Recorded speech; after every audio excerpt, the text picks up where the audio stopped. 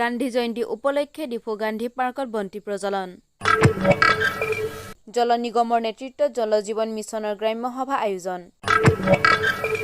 বোকাজানত drugs বিৰোধী অভিযান অব্যাহত। খটখটিত ড্ৰাগছসহ এজনক আটক।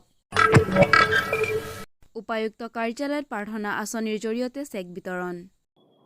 নমস্কাৰ, আজিৰ প্ৰাইম টাইমলৈ সকলোকে স্বাগতম জনাই ষ্টুডিঅ'ৰ মজিয়াত মই গাংগুত্ৰী Bora.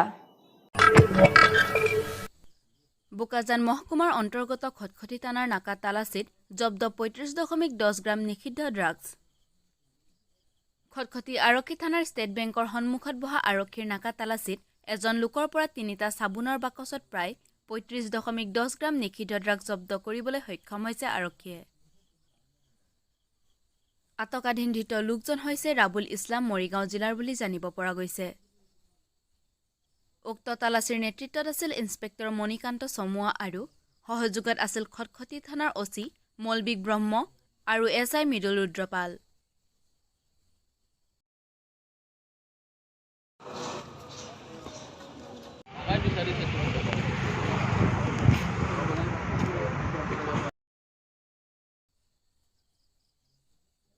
Bureau report 365 news India.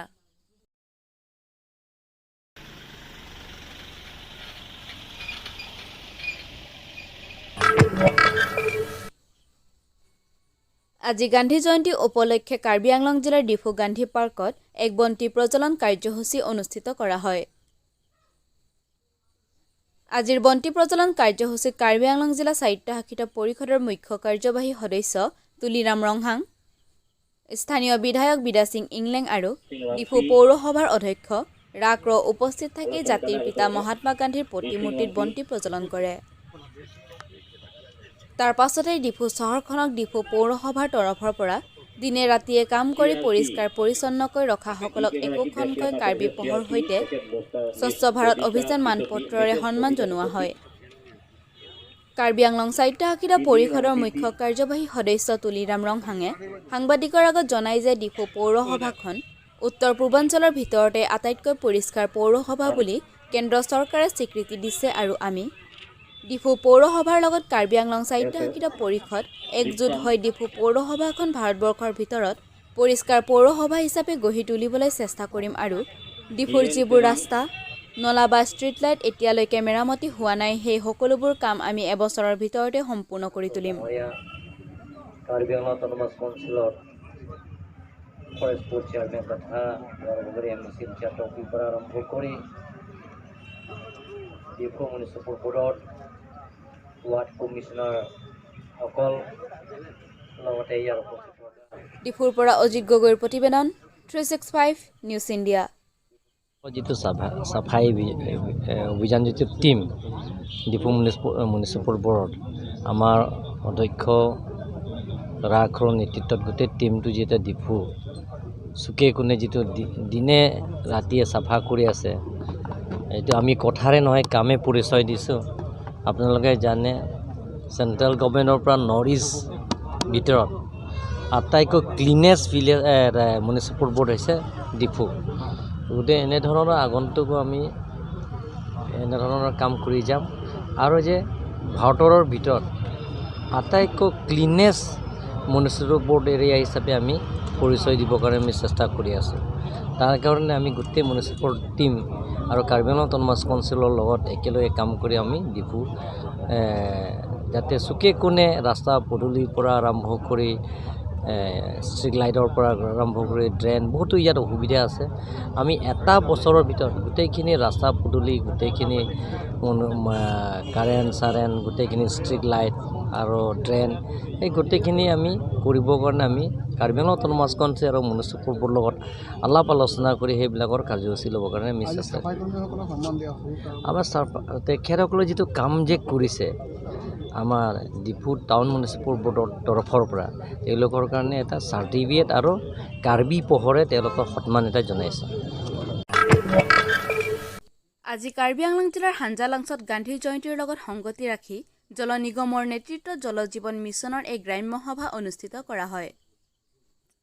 Rule of village and sanitation কমিটিৰ ভাৰ আৰু দায়িত্বসমূহৰ বিষয়ে এই সভাত আলোচনা কৰা হয়। উল্লেখযোগ্য যে উক্ত আলোচনাত চৰকাৰৰ তৰফৰ পৰা দিয়া আঁচনিসমূহ চোৱা চিতা কৰাটো কেৱল চৰকাৰৰ দায়িত্ব নহয়, সমগ্ৰ গাঁওবাসীৰে দায়িত্ব হয় বুলি উল্লেখ কৰে। জল জীৱন মিছনৰ আঁচনিসমূহ গাঁৱে গাঁৱে কাৰ্যকৰী কৰাৰ পাছত বহু গাঁওবাসীৰ খোৱাপানীৰ যোগান হৈছে বুলি উল্লেখ কৰে হাঞ্জালাংছৰ জল নিগমৰ এছ সিং টিমুঙৰ লগতে সমৰ্থন জনাই গাঁওবুঢ়া কমলকান্ত বে।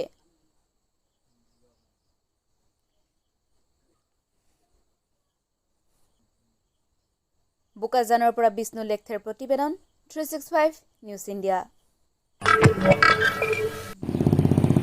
আজি কাৰ্বি আংলং জিলাৰ উপায়ুক্ত কাৰ্যালয়ত ডিফুৰ স্থানীয় বিধায়ক বিদ্যা সিং ইংলেং, হাওৰাঘাট সমষ্টিৰ বিধায়ক দৰসিং ৰংহাং আৰু কাৰ্বি আংলং জিলা উপায়ুক্ত চন্দ্ৰধ্বজ সিংহাৰ নেতৃত্বত প্ৰাৰ্থনা আঁচনিৰ জৰিয়তে চেক বিতৰণ কৰা হয়।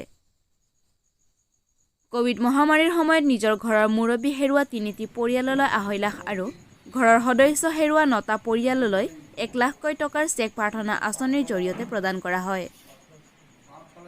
তাৰোপৰি কোভিড মহামাৰীৰ সময়ত যি কেইঘৰৰ ল'ৰা-ছোৱালীয়ে নিজৰ পিতৃ-মাতৃক হেৰুৱাইছে সেইসকল ল'ৰা-ছোৱালীৰ নামত চৰকাৰৰ তৰফৰ পৰা এক নিৰ্দিষ্ট মূল্য ফিক্সড ডিপজিট কৰি দিয়া হ'ব আৰু মাহে 3000কৈ টকা দি 24 বছৰলৈ খৰচ বহন কৰিব বুলি স্থানীয় বিধায়ক বিদ্যা সিং ইংলেঙে সাংবাদিকক জানিবলৈ দিয়ে। তাৰ ওপৰত লেচকৈ আজি কাৰ্বি আংলঙত 9গৰাকীক চেক প্ৰদান কৰা হৈছে আৰু 3গৰাকী বিধৱা মহিলাক দিয়া হৈছে কোভিডত মৃত্যু। এই সংক্ৰান্তত আপুনি কি ক'ব? অসম চৰকাৰৰ প্ৰাৰ্থনা স্কিম আৰু কোভিড বা ছাপোৰ্টৰ যিটো স্কিম, সেইটো স্কিম বৰ্তমান আমাৰ মুখ্যমন্ত্ৰী ডক্টৰ হিমন্ত বিশ্ব শৰ্মাৰ নেতৃত্বত তেখেত শাসনভাৰ লোৱাৰ লগে লগে এইটো আঁচনি লোৱা হৈছে যে কোভিড এফেক্টেড যি ফেমিলি তেওঁলোকক সহায় কৰিবৰ কাৰণে 1 লাখ টকা দিয়া হ'ব আৰু উইদ্ধ গিৰিয়েক মৰি গ'ল, ঘৈণীয়েক অকলে আছে, পৰিয়াল চলাব নোৱাৰে, তেওঁলোককো 2.5 লাখ টকা দিয়ে। আনকি শিশুসকলক মাক বাপেক কোভিডৰ কাৰণে যদি মৰিছে সেই তেওঁলোককো 24 বছৰ বয়সলৈকে চৰকাৰে 3000 টকাকৈ দিব আৰু ফিক্সড ডিপজিট সেইটোৰে লৈ 18 বছৰ পাৰ হোৱাৰ পাছত তেওঁলোকে সেইটো লয়। ইয়াতকৈ কল্যাণমুখী আঁচনি মই মুখ্যমন্ত্ৰী ডাঙৰীয়াক প্ৰশংসা কৰিছোঁ আৰু হিতাধিসকলেও চৰকাৰৰ ওচৰত সহায় সহযোগিতা আগবঢ়াবলৈ অনুৰোধ জনাই মই এইখিনি ওলাব। এইটো নতুন প্ৰথম ফাৰ্ষ্ট মানে কি কয় তাড়াতাড়ি হৈছে ফাৰ্ষ্ট ফেজ। এইটো আমাৰ মানে আৰু এতিয়া মানে কি কয় দিব পাৰোঁ যিসকল তথ্য গৈ পাইছে সেইসকলক দিয়া হৈছে। ধন্যবাদ। ডিফুৰ পৰা অজিত গগৈৰ প্ৰতিবেদন 365 নিউজ ইণ্ডিয়া। আজিৰ প্ৰাইম টাইমৰ পৰা মই বিদায় লৈছোঁ। চাই থাকিব 365 নিউজ ইণ্ডিয়া।